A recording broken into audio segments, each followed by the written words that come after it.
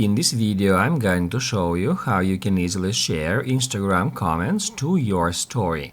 Be sure to watch the video to the very end so you don't make any mistakes. Let's get started, guys, and first off, we need to open up Instagram app. Once it is done, just search for a comment you would like to share to your story. I'm just gonna head over to my Instagram profile. Now we can open up any post here. As you can see, we got 2 comments. I can open up comment section in that way. And now let's say I would like to share that comment to my story. In this case, all we have to do is just swipe here to the left, and that will show us some extra options. And we need to use the first one, which looks like a circle with the plus sign.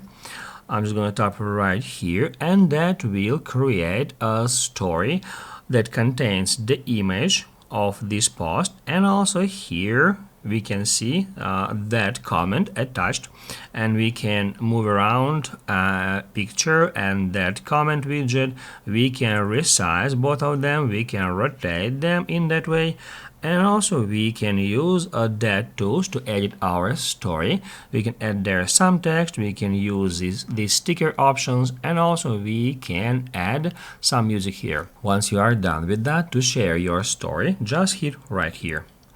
If this video was helpful for you, don't forget to hit the like button.